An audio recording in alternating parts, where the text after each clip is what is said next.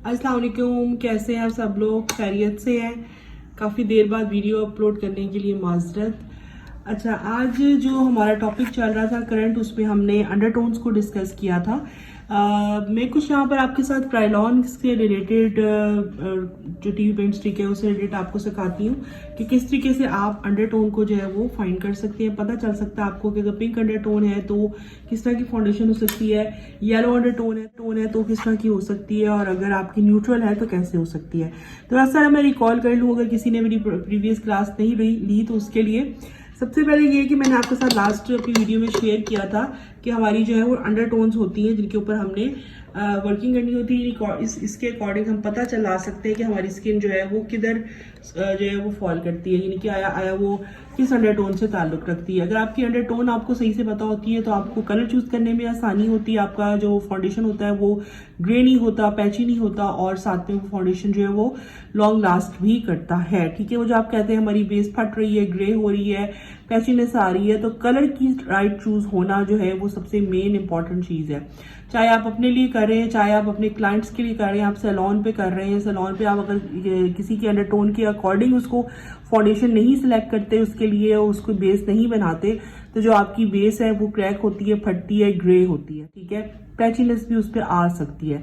तो colour shade का जो सही राइट चूज करना बहुत जरूरी है, और उसके लिए आपका अंडरटोन का पता होना बहुत जरूरी है। बहुत कम आपको अंडरटोन के ऊपर डिटेल्स वीडियो जो है यूट्यूब पे मिलेंगी, जो कि मैं आपको प्रोवाइड कर रही हूँ, जिसमें मैंने आपको लास्ट अपनी वीडियो में बताया था कि वार्म अंडरटोन एक होती है, एक कूल अंडरटोन होती है, और एक न्यूट्रल अंडरटोन होती है। ठीक है, जो आपकी वार्म अंडरटोन होती है उसको आप येलो अंडरटोन भी कहते हैं, और जो कूल होती है उसको हम पिंक अंडरटोन कहते हैं। जो न्यूट्रल अंडरटोन होती है वो पिंक और ग्रीन दोनों वेन्स उसमें होती हैं। यानी कि हमने यहाँ पे इस चीज को अंडरस्टैंड करने के लिए और एस्टिमेट करने के लिए कि हम किस अंडरटोन से हमारा है स्किन अंडरटोन क्या है, तो मैंने आपके साथ शेयर किया था अपना वेन, कि अपनी वेन को आप जाने, वेन देखें तो आपको अंदाजा होगा कि आप किस अंडरटोन से हैं। मेरे पास यहाँ पर क्राइलॉन टीवी पेन स्टिक है, जिससे मैं आपको अंडरटोन्स की प्रॉपर जो है वो गाइड देने लगी हूँ। सबसे पहला जो शेड है वो मेरे पास FS45 है। इसके अलावा मेरे पास 1W शेड है और F1 है। अब मैं इसको स्वैच करके आपको दिखाती हूँ और आपको एक्सप्लेन करूँगी कि हम इसमें अंडरटोन को कैसे जज कर सकते हैं। जनाब, सबसे पहले मैंने स्वैच किया है FS45। मुझे आंसर कीजिएगा नीचे कि ये आपको किस अंडरटोन से लग रहा है। अगर FS45 की बात की जाए तो ये विटिश कम्प्लेक्शन पर सूट किया जाता है, और ज़्यादातर जो है एशियन स्किन टोन पे यही कलर जो है वो यूज़ होता है। इसकी अंडरटोन क्या है आपने मुझे नीचे जो है कमेंट करके बताना है। नेक्स्ट शेड आपके साथ शेयर करने लगी हूँ, जो कि है हमारे पास F1। अगर F1 की बात की जाए तो ये ज़्यादातर जो है वो फेयर स्किन टोन के ऊपर जाता है, और इसकी अंडरटोन क्या है मैं भी आपको आगे चल के बताती हूँ। नेक्स्ट शेड जो मैं आपके साथ शेयर करने लगी हूँ ये है हमारे पास W1। आप इसका कलर बताएं मुझे कि ये किस तरह का कलर आपको शो हो रहा है। अगर मैं तीनों के स्वैचेस आपको इकट्ठे दिखाऊं तो आप बहुत अच्छे तरीके से इसमें फ़र्क जो है वो जान सकते हैं। अब जो है हमारे पास सबसे पहला शेड था वो था FS45।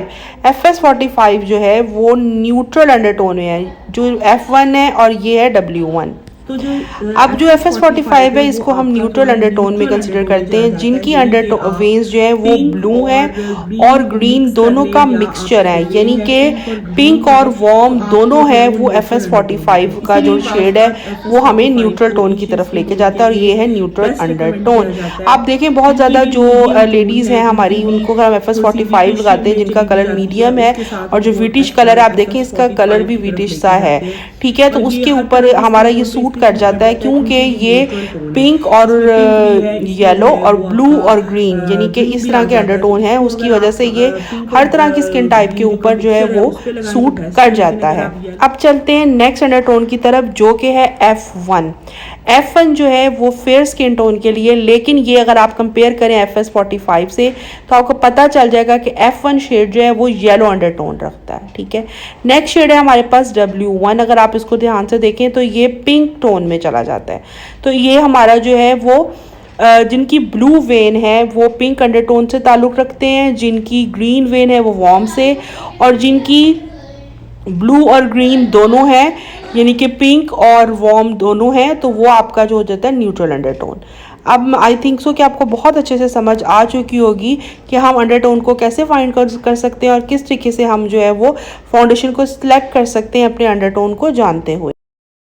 अब मेरा आपसे एक क्वेश्चन है कि ये W1 है वो किस अंडरटोन से है, इसका मुझे आपने कमेंट करके आंसर जो है वो लाजमी बताना है।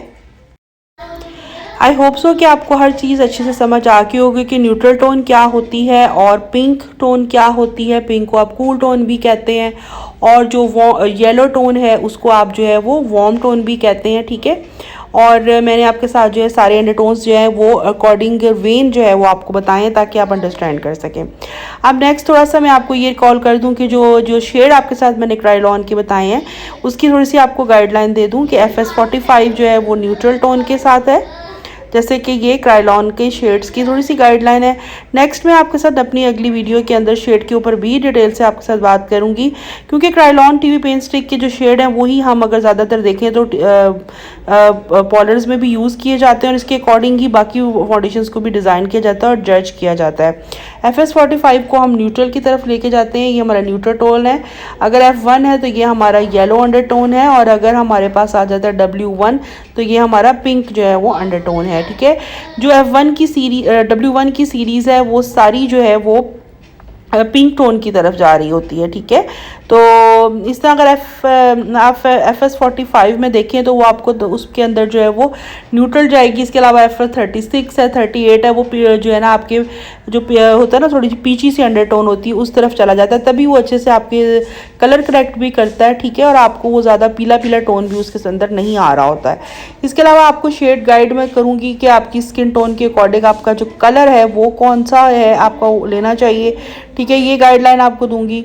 इसके अलावा जो है क्रायोलॉन से रिलेटेड शेड भी आपके साथ डिस्कस किए जाएंगे जो कि आप अपने अकॉर्डिंग स्किन टोन जो है वो ले सकते हैं। तो इंशाल्लाह ताला नेक्स्ट वीडियो में मिलते हैं। अपना बहुत ज़्यादा ख्याल रखिएगा, मुझे दुआ में याद रखिएगा। अल्लाह हाफ़िज़।